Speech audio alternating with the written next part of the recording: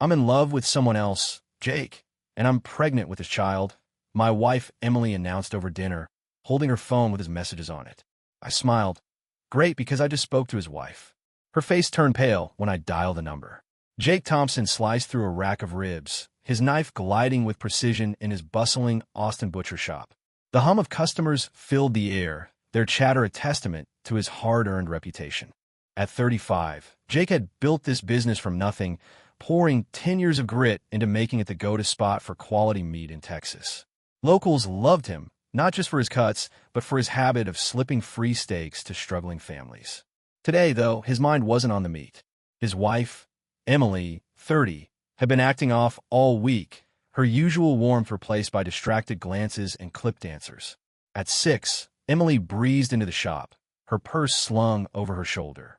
Jake, Mom and I are planning a girls' trip to Miami, she announced, her voice overly bright like she'd rehearsed it. Jake set down his knife, wiping his hands on his apron. Miami? When? He asked, catching the nervous twitch in her fingers. Friday. A last-minute deal at a beachfront hotel, she said, avoiding his eyes. Mom's been stressed with Dad's health issues. We need a break. Her mother, Linda, had been hovering around their house more than usual, citing her husband Roy's heart condition. It sounded reasonable enough. Jake nodded. Go have fun, but not tightened in his gut. The shop closed late, and Jake drove home to their quiet suburban house. Emily was already upstairs, packing with Linda. He caught snippets of their conversation, hushed giggles, mentions of freedom and new experiences. He brushed it off as trip excitement, but the unease lingered. By Friday, Emily and Linda were gone, their suitcases loaded into a cab headed for the airport. Jake waved them off, forcing a smile. The house felt hollow without Emily's laughter, and he buried himself in work to shake the feeling. Saturday morning, a regular customer, Mrs. Carter, leaned over the counter as Jake wrapped her order. Heard Emily's off to Miami. Good for her, getting some sun, she said. Jake nodded, but her words stung. Why did everyone seem to know about this trip? He spent the weekend restocking the shop, answering calls, and dodging the silence at home. Emily's texts were brief, having a blast, and a blurry beach photo that could have been anywhere. By Sunday, the knot in his stomach had grown into a gnawing suspicion. When Emily and Linda returned that evening, Jake was waiting in the driveway. Their cab pulled up, and they stepped out, suntanned but tense. Emily's hug was stiff, her smile fleeting. Linda fumbled with her bags, avoiding Jake's gaze. How was Miami? He asked, keeping his tone light. Amazing. The beaches were unreal, Emily said, her eyes darting to Linda. Yeah, just what we needed, Linda added, her voice cracking slightly. Jake noticed her trembling hands as she hauled her suitcase inside. Over dinner, Emily dropped the bombshell. We're going to the doctor tomorrow, just to be safe, she said, poking at her salad. Hotels can be germy. Jake froze, fork halfway to his mouth. You okay? He asked, glancing between her and Linda. Fine, Linda said too quickly. Just being cautious. Roy, Emily's father, nodded from across the table, but his jaw tightened. Which doctor? Jake pressed. Emily hesitated, exchanging a glance with Linda. Just a general checkup, no big deal, she said, her tone sharp. Roy's eyes narrowed, but he stayed silent. That night, Jake couldn't sleep. Emily's evasiveness, Linda's nervous energy, it didn't add up. He replayed their return, the whispered conversation by the car, the forced smiles. At 2 a.m., he checked Emily's phone while she slept. Her lock screen was new, a password he didn't know. His heart sank. By morning, Roy was at the shop, his face grim. Jake, something's off, he said, leaning against the counter. Linda's never gone to a doctor after a trip. You think they're hiding something? Jake's suspicions crystallized. Let's find out, he said, grabbing his keys. They drove to the clinic in Roy's truck, spotting Linda's sedan in the parking lot. Inside, they sat in the waiting room, the antiseptic smell sharp in their noses. A nurse called Emily's name, then Linda's, and they disappeared behind a door. Jake's leg bounced as he waited, Roy's hands clenched into fists. Then they overheard it. Dr. Patel's voice carried through the thin walls. Both will need further tests. It's rare to see a mother and daughter in this situation. Roy stiffened. Jake's pulse raced. The nurse replied, Same follow-up appointment? Dr. Patel's answer hit like a sledgehammer. Yes. Both are pregnant, same father. Unusual case. Jake's vision blurred. Pregnant? Both of them? Roy's face drained of color. Before they could process it, Emily and Linda emerged from the exam room, freezing when they saw Jake and Roy. Jake, what are you doing here?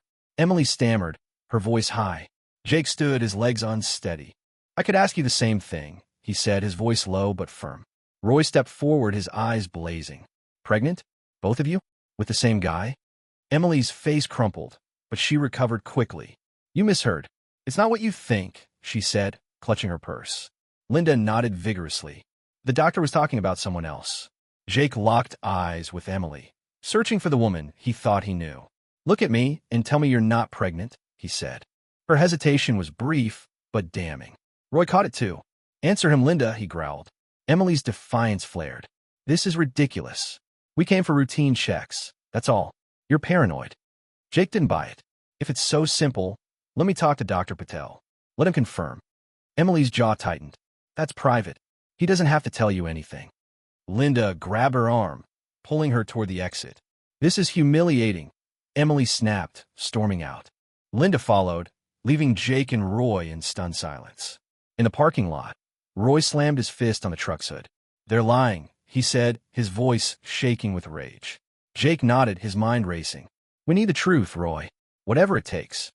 They drove back to the shop, where Jake called his old friend Mike, a cybersecurity whiz. Mike, I need you to dig into someone. Emily and Linda are hiding something big. Mike's voice crackled over the phone. Give me names, numbers, anything you've got. I'll find the dirt. Jake handed over Emily's phone number and the few details he had from her Miami texts. The hunt was on. Jake Thompson gripped the steering wheel, his knuckles white, as he and Roy sped back to Austin from the clinic. The bombshell of Emily and Linda's pregnancies, both tied to the same man, burned in his mind. Roy sat rigid in the passenger seat, staring out the window, his silence heavier than words. Jake's phone buzzed. It was Mike, his cybersecurity friend. Got something, Mike said. Emily's phone pinged in New York, not Miami, during their trip. I'm digging into her messages now. Jake's jaw clenched. Keep looking. We need to know who this guy is. At the butcher shop, Jake unlocked the door, the familiar smell of fresh meat grounding him briefly. Roy paced by the counter, his voice low. I trusted Linda for 25 years. How could you do this? Jake didn't answer, his focus on the next move. He dialed Emily, but her phone went straight to voicemail. A text from her popped up. Need space. Don't call.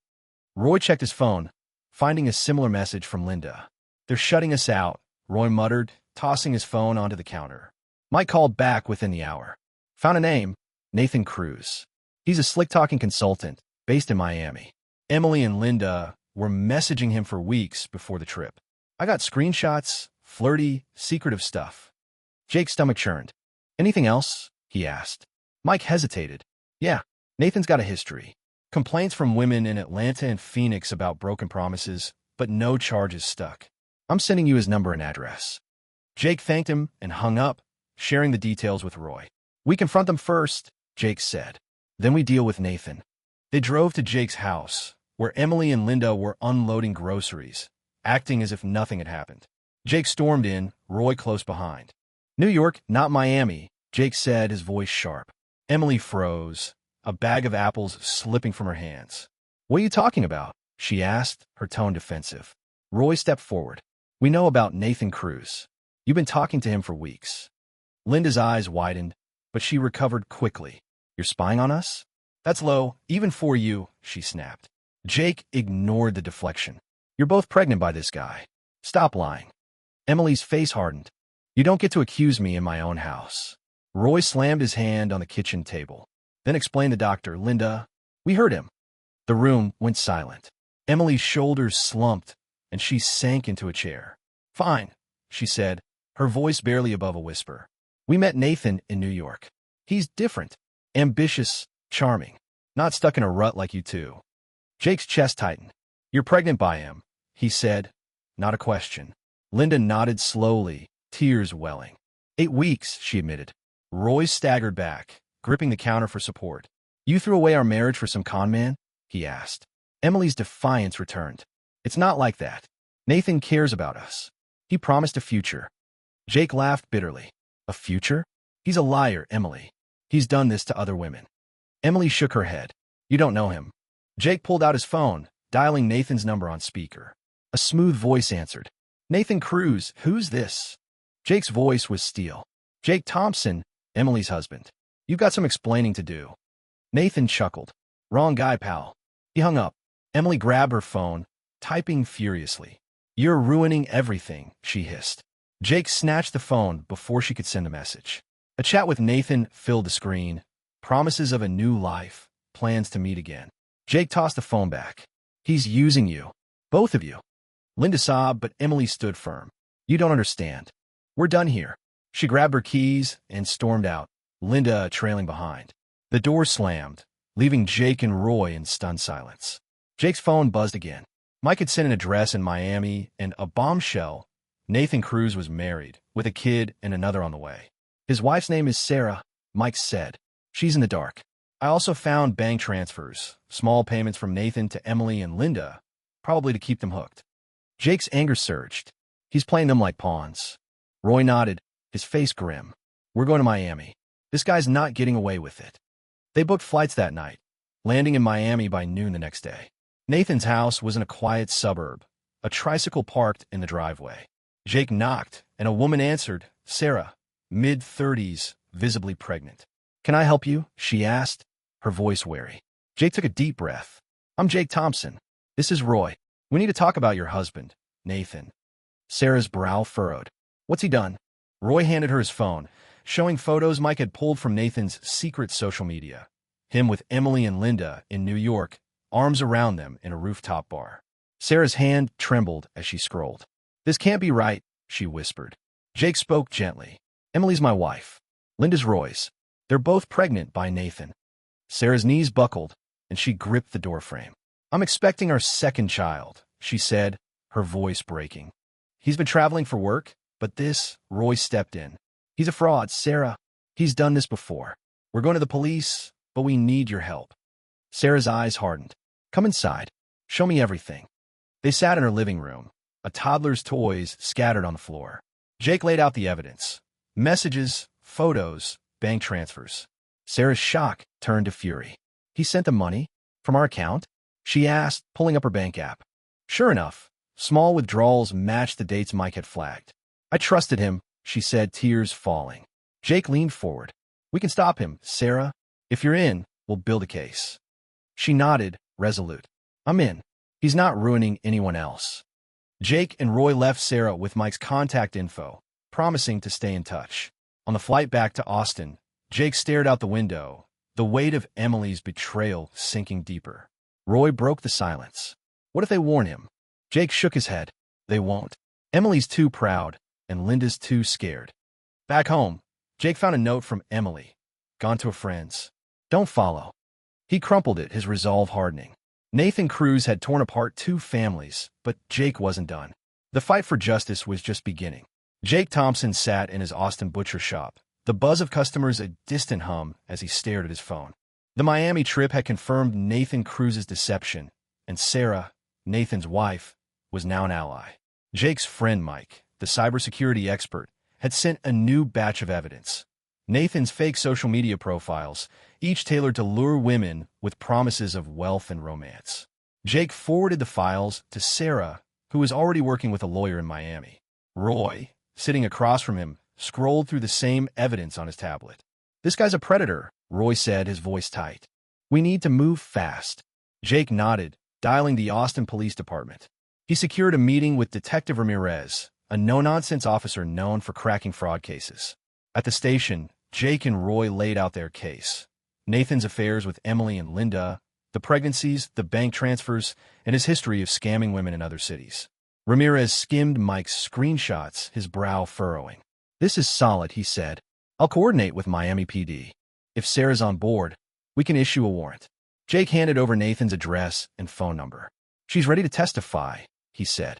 Back at the shop, Jay tried calling Emily again. Her phone was off. Roy checked his messages. Nothing from Linda. They're hiding, Roy said, slamming his fist on the counter. Jake's mind raced. Emily's note about staying with a friend felt like a stall tactic. He called Mike. Can you track Emily's phone again? Mike's keyboard clacked in the background. She's in Chicago, not Austin. Linda's with her. I've got an address, a cheap rental in Uptown. Jake's jaw tightened. Send it. We're not letting them vanish. Jake and Roy booked flights to Chicago that evening. The city's chill hit them as they stepped off the plane, a stark contrast to Austin's heat. They rented a car and drove to the address Mike provided, a rundown apartment building with flickering streetlights. Jake knocked on the door, his heart pounding. Emily answered, her eyes widening. Jake, what the hell? Linda appeared behind her, clutching a coffee mug. You followed us? She asked, her voice shrill. Roy pushed past Jake. You ran off after betraying us. We deserve answers. Emily crossed her arms. You're obsessed. Nathan's not who you think. Jake held up his phone, showing a photo of Nathan with another woman, time-stamped last week. He's playing you, Emily. He's married, with a kid and another on the way. Linda gasped, dropping her mug. It shattered on the floor. That's not true, she whispered. Jake pressed on. Sarah's working with the police. We've got proof, messages, money transfers. He's done this to women in Atlanta, Phoenix, now you. Emily's defiance wavered, but she shook her head. He loves us. You're jealous. Roy stepped forward, his voice low. You threw away our lives for a con man. Tell us where he is. Emily laughed bitterly. He's in Miami, working. You'll never touch him. Jake's phone buzzed. A text from Sarah. Police raided Nathan's office. He's on the run. Jake showed it to Emily. Her face paled. He wouldn't run, she said, but doubt crept into her voice. Linda sank onto a couch, tears streaming. He promised we'd be a family, she said. Jake felt no pity. He lied. And you believed him. Back at their hotel, Jake called Detective Ramirez. Nathan's running, he said, relaying Sarah's update. Ramirez's tone was grim. Miami PD missed him by an hour. He's using a burner phone now, but we've got his account flagged. Jake hung up, frustration boiling. Roy stared at his phone, a message from Linda open. I'm sorry. I was wrong. Roy deleted it without responding. She made her choice, he said. Jake agreed, but the sting of Emily's betrayal cut deeper. He needed to end this. Mike called with a lead. Nathan's using a new alias, Mark Evans. He booked a flight to Los Angeles. I hacked into his email. He's meeting a woman there tomorrow. Jake's pulse quickened. Send me the flight details. He and Roy packed their bags, boarding a red-eye to LAX. They arrived at dawn, staking out the airport terminal. Nathan appeared, wearing a baseball cap, scanning the crowd. Jake spotted him first, his blood surging. That's him, he whispered. Roy's fist clenched, but Jake grabbed his arm. We do this right. No scenes. They followed Nathan to a coffee shop where he met a woman, mid-20s, nervous, clutching a phone. Jake recorded them discreetly, sending the video to Ramirez. He's here, LAX, with another target, Jake texted. Within minutes, Ramirez replied. LAPD's on the way. Keep eyes on him. Jake and Roy stayed back, watching Nathan charm the woman with the same slick smile from Mike's photos. The woman laughed, unaware of the trap she was in. Jake's anger flared, but he held steady. LAPD officers swarmed the coffee shop 20 minutes later. Nathan bolted, shoving past tables, but the officers tackled him. The woman screamed, backing away. Jake approached an officer, showing his ID. I am Jake Thompson. Detective Ramirez from Austin sent me. The officer nodded, cuffing Nathan. We've got him. Good work. Nathan's eyes met Jake's, wide with panic. You don't know what you're doing? He spat. Jake stared back. I know exactly what I'm doing. On the flight back to Austin, Jake felt a strange calm. Nathan was in custody, but Emily and Linda's betrayal lingered like a bruise. Roy broke the silence. What now? Jake exhaled. We let the law handle Nathan. Emily and Linda, they're on their own. Roy nodded, his face weary but resolute. Back home, Jake found a voicemail from Emily. I didn't know about Nathan's wife. I'm sorry. He deleted it, his heart heavy but firm. The shop awaited him, and so did a new chapter, one he'd write without lies. Jake Thompson stood behind the counter of his Austin butcher shop, the steady rhythm of chopping meat anchoring him as customers bustled in. Nathan Cruz's arrest at LAX 2 days ago had brought a fleeting sense of victory, but the void left by Emily's betrayal gnawed at him. Roy, his father-in-law, had returned to his own home, grappling with Linda's silence. Jake's phone buzzed, a text from Detective Ramirez. Cruz is detained in Miami. Interrogation today. Need your statement. Jake replied, confirming he'd drive to the station after closing. At the police station, Ramirez greeted Jake with a firm handshake. Cruz is talking, trying to cut a deal, the detective said, leading Jake to a small office. He's claiming Emily and Linda pursued him. Jake's fists clenched. That's a lie. He manipulated them with money and promises. Ramirez nodded, sliding a tablet across the desk. We've got his bank records, transfers to Emily, Linda, and 3 other women. Sarah's testimony seals it. Jake scanned the records, noting payments dating back months. What's next? He asked. Ramirez leaned back. Prosecution's building a case for fraud and bigamy. Your statement about Emily's involvement will help. Jake spent an hour detailing everything. The fake Miami trip, the New York rendezvous, the clinic revelation.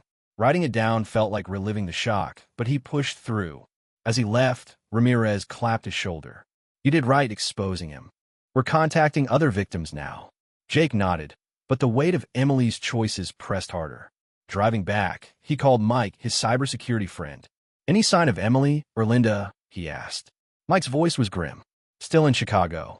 They're laying low, but I found posts on a forum. Emily's asking about single mom support groups. Jake's heart sank. Keep tabs on them, he said, hanging up. Back at the shop, a familiar face walked in. Sophia, a local teacher who'd been stopping by for weeks. She ordered ribs for a school barbecue, her smile warm. Heard you've been through a lot, she said, hesitating. Jake shrugged, bagging her order. Just keeping the shop running. Sophia lingered. If you need a coffee break, I'm around. Jake managed a nod, her kindness a small spark in his clouded mind. After she left, he locked up, determined to focus on the case. Sarah called from Miami that evening. Nathan's trying to pin it all on Emily and Linda, she said, her voice trembling with anger. He says they knew he was married. Jake gripped his phone. He's lying to save himself. What can I do? Sarah exhaled. My lawyer's working with the police. They found another victim in Dallas. She's willing to testify. Can you send any messages Emily sent you about Nathan? Jake agreed, forwarding a string of texts Emily had sent before Chicago, filled with excuses and deflections. The next morning, Jake met Roy at a diner near the shop. Roy looked haggard, nursing a black coffee. Got a call from Linda, he said. She's in Chicago, says she's done with Nathan. Wants to come back. Jake raised an eyebrow. You buying it? Roy shook his head. No, she made her choice. Jake sipped his coffee, the bitterness matching his mood. Emily left me a voicemail, apologizing. I didn't respond. Roy nodded. We're better off without them. They sat in silence, the shared pain binding them. Mike's next call brought a breakthrough. Found a burner phone Nathan used to contact Emily, he said. Messages show he planned to ditch her and Linda after the pregnancies. He was already targeting someone new in L.A. Jake's blood boiled. Send it to Ramirez. Mike did, and by afternoon, the detective confirmed the evidence strengthened the case. Cruz is looking at multiple charges now, Ramirez said. Fraud, bigamy, even extortion. We're tracking down his L.A. contact.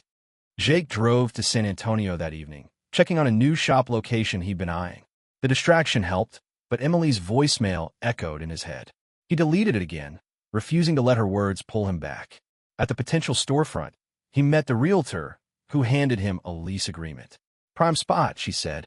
Jake signed, the act a small defiance against the chaos.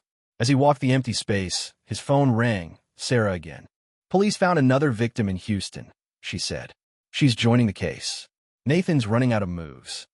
Back in Austin, Jake found a letter slipped onto the shop's door. Emily's handwriting. Jake, I was wrong. Nathan lied to us. I am scared. He tore it up, his resolve hardening. She'd chosen Nathan over their life together. Apologies didn't change that. He called Roy, who'd received a similar note from Linda. They're panicking, Roy said. Nathan's arrest is all over the news. Jake checked online. Local outlets were covering the story, dubbing Nathan a serial scammer. Comments mentioned other women coming forward, emboldened by the arrests. The next day, Sophia stopped by the shop again, this time with a flyer for a community fundraiser. We're raising money for single parents, she said. Thought you might want to donate meat. Jake agreed, grateful for the chance to focus on something positive. As they talked, Sophia shared her own story. Her brother had been conned by a shady business partner. You're strong for fighting this, she said. Jake shrugged, but her words lingered, easing the ache in his chest. Ramirez called with an update. Cruz's lawyer is pushing for a plea deal, but the evidence is airtight. Trial set for next month. Jake felt a surge of relief, but it was tempered by reality. Nathan's downfall wouldn't erase Emily's betrayal. He thanked Ramirez and hung up, turning to the shop's ledger. Orders were up, new customers drawn by word of his story. The community's support was a lifeline, but Jake knew the fight wasn't over. Emily and Linda were still out there, and the trial would force him to face the wreckage of his past head-on. Jake Thompson locked the door of his Austin butcher shop, the evening sun casting long shadows across the parking lot. Nathan Cruz's trial was a week away, and the weight of testifying pressed on Jake's shoulders. His new San Antonio shop was thriving, but Emily's betrayal still stung, her last letter, torn to pieces, lingering in his mind. Roy, now settled in Houston with a new job, had cut contact with Linda. Jake's phone buzzed. Detective Ramirez. Cruz's plea deal fell through, Ramirez said. You're testifying in Miami. Flights booked. Jake landed in Miami the next morning, greeted by Sarah, Nathan's wife, outside the courthouse. Her eyes were tired but determined. 6 women are testifying, she said, clutching a folder of evidence. Dallas, Houston, L.A., he conned them all. Jake nodded, his resolve firm. Inside, the courtroom buzzed with tension. Nathan sat at the defense table, his charm replaced by a haggard stare. Jake took the stand, recounting the fake Miami trip, the clinic revelation, and Nathan's manipulative messages. His voice stayed steady, though his chest tightened when he mentioned Emily. Sarah testified next, her voice breaking as she detailed Nathan's secret accounts and lies. The other women, strangers to Jake, shared similar stories, promises of love, small cash gifts, then abandonment. The prosecutor presented Mike's evidence. Burner phone logs, fake profiles, bank transfers. Nathan's lawyer argued he was a flawed man, not a criminal, but the judge's stern expression suggested otherwise. After hours of testimony, Jake left the courtroom, Sarah at his side. He's going down, she said. Jake exhaled, hoping she was right. Back in Austin, Jake threw himself into work. The shop was busier than ever, with customers offering support as news of the trial spread. Sophia, the teacher, stopped by with a thank you note for his fundraiser donation. You're doing good here, she said, handing him a coffee. They talked for an hour, her easy laugh a balm to his frayed nerves. Dinner sometime? She asked. Jake hesitated, then nodded. Yeah, I'd like that. Her smile stayed with him as he closed up, a flicker of hope in the chaos. Ramirez called 2 days later. Verdict's in. Cruz got 5 years, fraud, bigamy, extortion. Jake felt a rush of relief, tempered by the emptiness Emily left. What about the other victims? He asked. Ramirez sighed. Most are moving on. Some are suing for child support. Jake hung up, staring at the shop's flickering sign. Justice was served, but his life was still a work in progress. He texted Roy the news. Roy replied, Good. Starting fresh in Houston. You should too. A week later, Jake got an email from Emily, forwarded through a mutual friend. I'm in Chicago, raising the baby alone. Nathan lied to us. I am sorry, Jake. He read it twice, then archived it without replying. Her choices were hers to bear. Linda had sent Roy a similar message, but he'd ignored it, focusing on his new life. Jake drove to San Antonio, checking on a new shop. The manager reported record sales, and Jake hired a 3rd employee to keep up. The expansion felt like a victory, a step beyond the pain. Sophia invited Jake to the school fundraiser, where he donated a crate of steaks. They worked side by side, grilling for the crowd. Her brother, a mechanic, thanked Jake personally. Heard about your fight, he said. Takes guts. Jake shrugged, but the words landed. As the event wound down, Sophia pulled him aside. You're not alone in this, she said. Jake met her gaze, feeling a connection he hadn't expected. Thanks, he said, meaning it. The trial's aftermath hit the news, with outlets calling Nathan a serial deceiver. More women came forward, their stories mirroring Jake's. He mailed Ramirez a final piece of evidence, a USB with Nathan's latest alias, uncovered by Mike. Just in case he tries again, Jake wrote. Ramirez called to confirm they'd monitor Nathan post-release. You help a lot of people, he said. Jake hung up, the words settling like a foundation for his new path. Months later, Jake stood in his San Antonio shop, now fully operational. Customers lined up, drawn by his story and quality cuts. Sophia became a regular, their coffee dates turning into dinners. One evening, she asked about Emily. "She's gone," Jake said simply. "I'm here now." Sophia nodded, squeezing his hand. The gesture felt like a promise. Roy called from Houston, sounding lighter. "Met someone," he said. "Feels like a real start." Jake smiled, happy for him. As Jake locked up the Austin shop one night, a text from an unknown number arrived. "Emily, I don't expect forgiveness. Just know I regret it." He deleted it, the sting fading. The sky above Austin was clear, the stars sharp. Jake walked to his truck, the weight of the past lifting. His shops were thriving, Sophia was a steady presence, and justice had prevailed. The road ahead was his to shape, and for the first time in months, he felt ready to drive it.